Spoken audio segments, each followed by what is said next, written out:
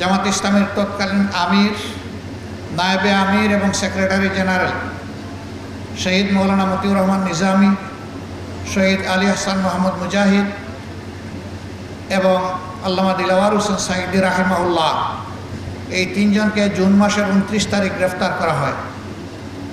তাদের অপরাধ, তারা নাকি ইসলাম ধর্মের অবমাননা করেছেন। আফসোস, ইসলামের জন্য আজীবন যারা লড়াই করলেন, যাদের অনুসারীরা এখনও লড়াই করে যাচ্ছেন, যাদের অনুসারীরা জেল জুলুম শাহাদত কবুল করেছেন, তাদেরকেই অপবাদ দেওয়া হলো তারা ধর্মের অবমাননা করেছেন।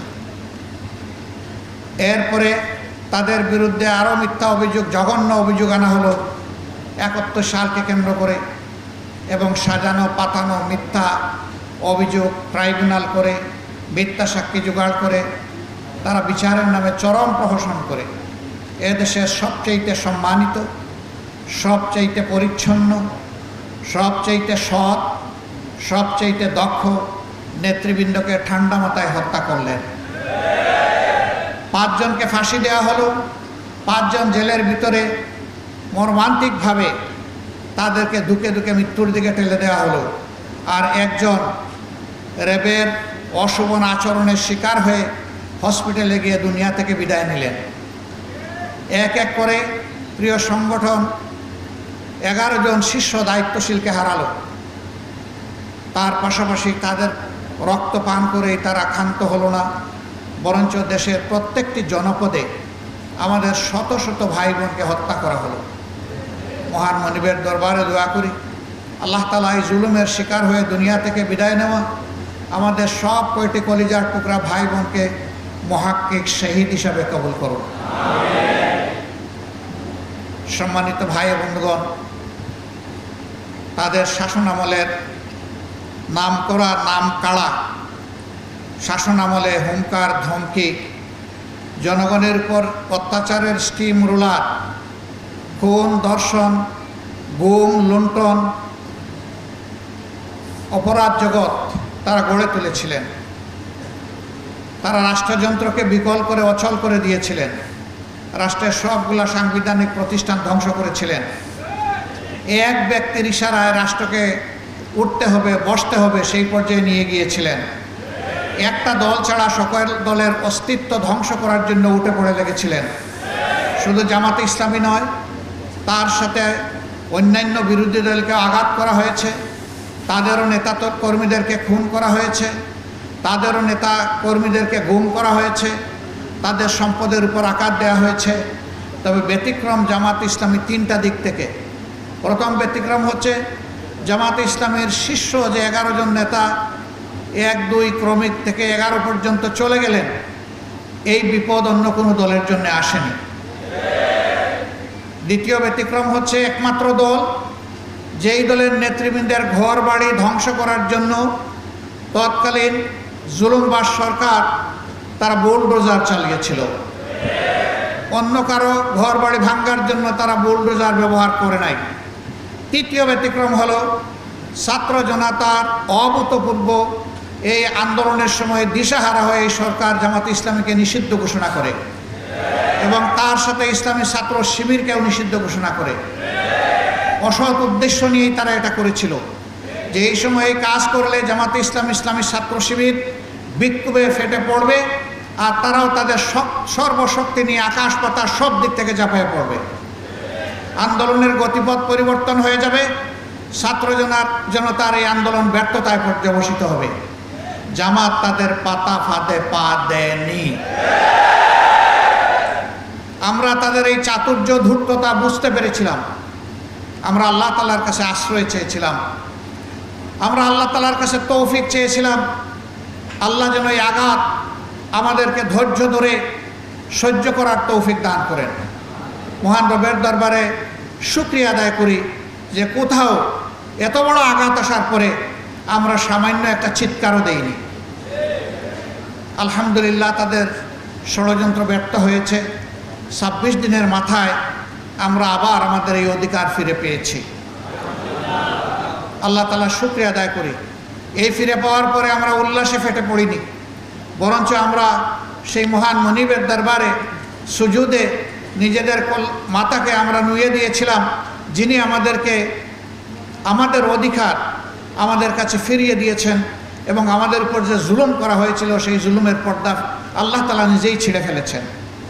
আমার সম্মানিত ভাইয়েরা, এত ত্যাগ, এত রক্ত, এত জীবনের বিনিময়ে বাংলাদেশ যে দ্বিতীয় বা তৃতীয় স্বাধীনতা পেল, এই স্বাধীনতা আজকে বাংলাদেশের 18 কোটি মানুষের কাছে সেই সমস্ত শহীদ ভাই বোনদের আমানত, যারা এই আন্দোলন সফল করতে গিয়ে দুনিয়া থেকে বিদায় নিয়েছেন, সেই সমস্ত ভাইদের আমানত, যারা জালিমের গুলিতে 2 চোখ হারিয়ে তারা এখন অন্ধ হয়ে পড়েছেন, সেই সমস্ত ভাই বোনদের আমানত, যারা লড়াই করতে গিয়ে তাদের হাত এবং পা হারিয়েছেন, তারা পঙ্গুত্ব বরণ করেছেন।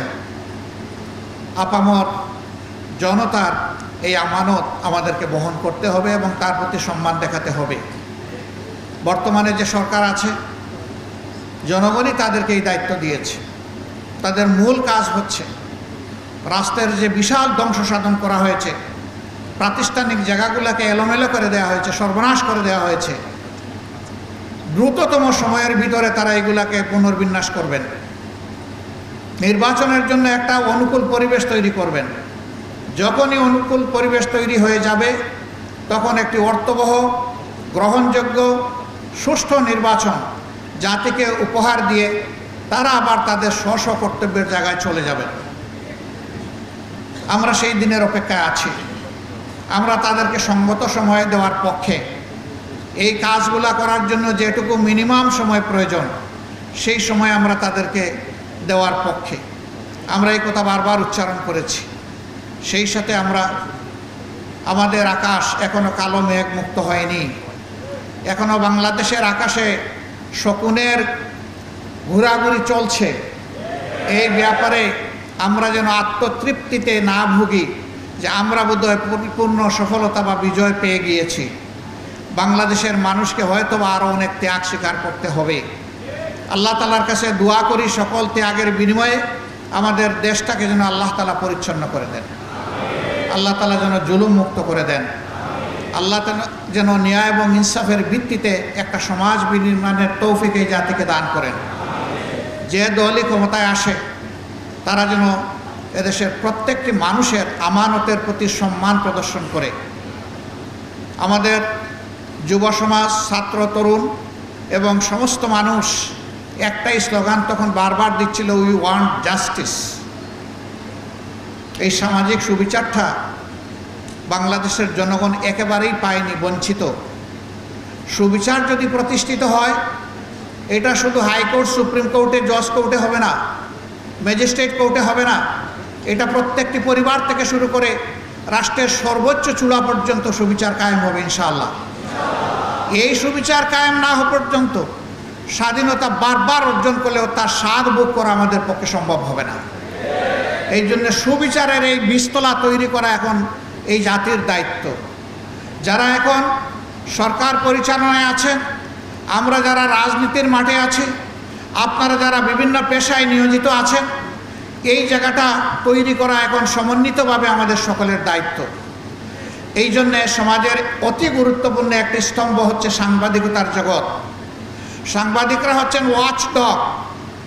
তারা উপর থেকে সব কিছু দেখার চেষ্টা করেন এবং তারা জনগণের ভাষা অনুযায়ী ভাষা বুঝেন, পড়েন এবং তা মানুষের সামনে তুলে ধরেন।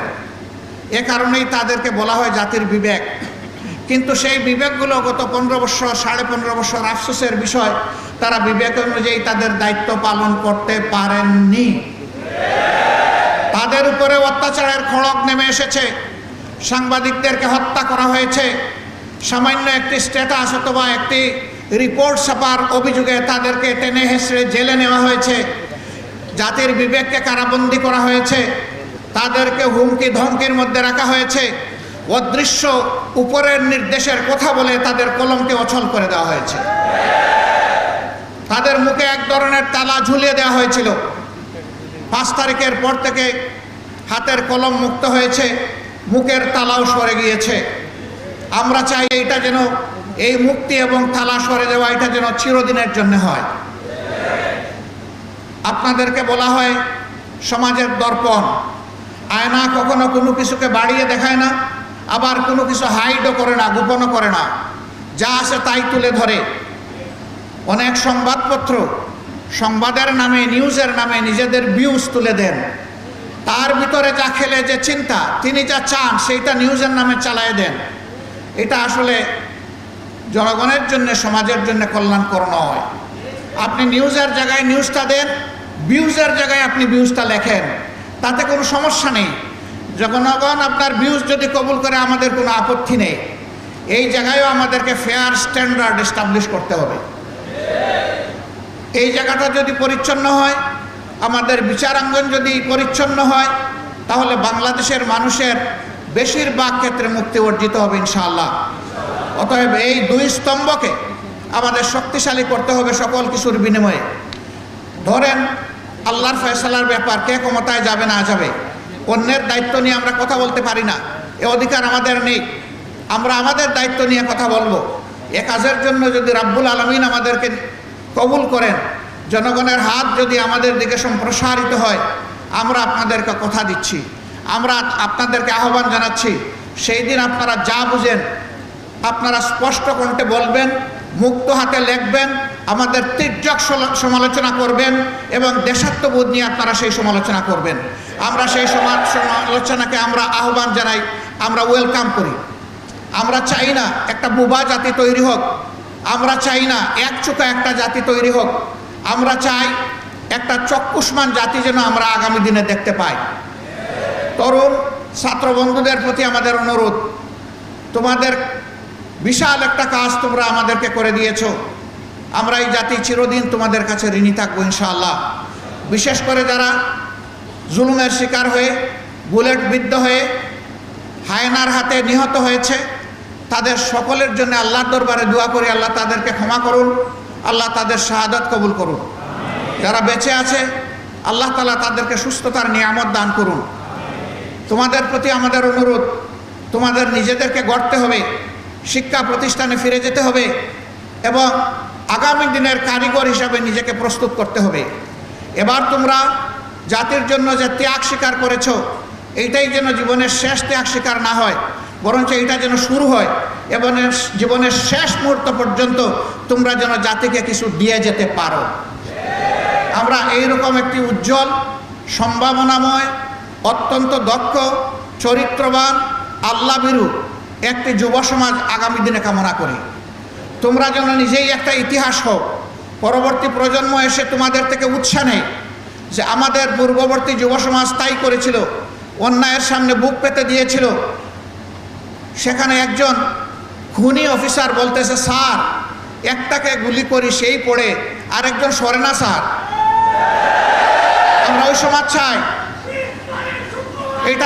এটা নিয়ে যেন আগামীর তরুণরা গর্ব করতে পারে যে আমাদের আগের প্রজন্ম এটা করে গিয়েছে, এটাই আমাদের পথ। অন্যায়ের কাছে মাথা নত করব না, আমরা সমুন্নত রেখে অন্যায়ের প্রতিবাদ করব। প্রিয় সম্মানিত ভাইরা, যেহেতু আসরের সময় হয়ে গিয়েছে, এই জন্য আমি আমার কথা লম্বা করব না। আমি সকলের প্রতি অনুরোধ করব, আসুন পরম বিচক্ষণতা, সতর্কতা এবং ধৈর্যের সাথে আগামীর পথ চলি। আসুন মহান আল্লাহর পর আমরা পরিপূর্ণ নির্ভরতা বা নির্ভরশীলতা আমাদের মধ্যে অর্জন করি। আল্লাহর পর তাওয়াক্কুল করি, আল্লাহকে ভয় করি সকল কাজে। আমি একটা সুন্দর সমাজ চাইব, নিজেই আমি সুন্দর হব না, এটা হতে পারে না। সংশোধন আমার থেকে হতে হবে, আমাকেই মেলে ধরতে হবে। এই দেশে যারাই হিন্দু, মুসলমান, বৌদ্ধ, খ্রিস্টান যারাই বসবাস করে সবাই বাংলাদেশি, সবাই এদেশের সুনাগরিক, এদেশের গর্বিত নাগরিক। তাদের সকলের প্রতি আমাদেরকে শ্রদ্ধা প্রদর্শন করতে হবে, তাদের হকের প্রতি আমাদেরকে সজাগ থাকতে হবে। নিজ নিজ কর্মক্ষেত্রে উদাহরণ পেশ করতে হবে যে এখনও পরিচ্ছন্ন হাতের কিছু মানুষ এই দেশে জীবিত আছে এবং বাকিদেরকে পরিচ্ছন্ন হতে হবে। এই বাস্তব শিক্ষাটা সমাজে তুলে ধরতে হবে। যদি পেশার দক্ষতায় এবং দায়িত্বপরায়ণতায় আমরা যদি একটা মডেল পেশ করতে পারি, পথ হারাই জাতি ইনশাল্লাহ পথ ফিরে পাবে। আজকে সবগুলা চেয়ার, সবগুলা গদি নষ্ট হয়ে গিয়েছে, অপবিত্র হয়ে গিয়েছে। এইগুলাকে পবিত্র অবশ্যই আমাদেরকে করতে হবে ইনশাআল্লাহ। এর জন্যে ওই ক্ষমতা দখলের বা গদি দখলের লড়াই আমাদের কাজ নয়। দক্ষতার জায়গায় নিজের দক্ষতা ফুটিয়ে তুলতে হবে আন্তরিকতার সাথে। আল্লাহ যেন এই তৌফিক আমাদেরকে দান করেন। আল্লাহ রাব্বুল আলামিনের দরবারে আবারও শুকরিয়া আদায় করছি। এক মাস আগে যা কল্পনা করিনি, আল্লাহ তাআলা নিজেই তার কুদরতি খাজানা থেকে এই জাতিকে একটা মহা উপহার দান করছে। রাব্বুল ইজ্জত, তোমার এই মেহেরবানি শুকরিয়া আদায় করার শক্তি আমাদের নেই, তারপরে তোমার সেখানে ভাষায় বলবো আলহামদুলিল্লাহ রাব্বিল আলামিন। হে আল্লাহ, তোমাকে ভয় করে চলার তৌফিক আমাদেরকে দান করো। প্রিয় দেশ এবং জাতিকে ভালোবাসার শক্তি আমাদেরকে দান করো। যে সমস্ত মায়ের বুক খালি হয়েছে, যে সমস্ত বোনেরা বিধবা হয়েছে, যে সমস্ত শিশুরা এতিম হয়েছে, যে সমস্ত যুবক যুবতী ভাই হারা হয়েছে, হে আল্লাহ, তুমি তাদেরকে সবরে জামিল দান করো। এই প্রত্যেকটা পরিবারের ক্ষতি তুমি পুষিয়ে দাও। এখন যাদের উপরে রাষ্ট্র পরিচালনার দায়িত্ব আছে, তারা যেন কখনো এই জাতির আশা আকাঙ্ক্ষার বাইরে চলে না যায়, তাদেরকে সেই শক্তি দান করো। তাদের জন্য, তাদের কারণে যেন আবার নতুন করে এই জাতির ক্ষতি না হয়, তাদেরকে তুমি হেফাজত করো। সকল চ্যালেঞ্জ ঐক্যবদ্ধ জাতি হিসাবে আমাদেরকে মোকাবেলা করার শক্তি তুমি দান করো। সর্বাবস্থায় আমরা তোমার সাহায্য চাই। হাসবুনাল্লাহু নি'মাল ওয়াকিল, নি'মাল মাওলা ওয়া নি'মান নাসির।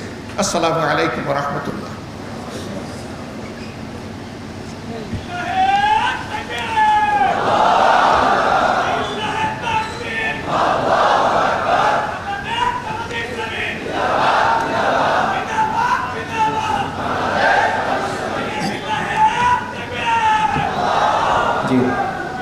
আন্তরিক ধন্যবাদ জানাচ্ছি সম্মানিত আমিরে জামাতকে।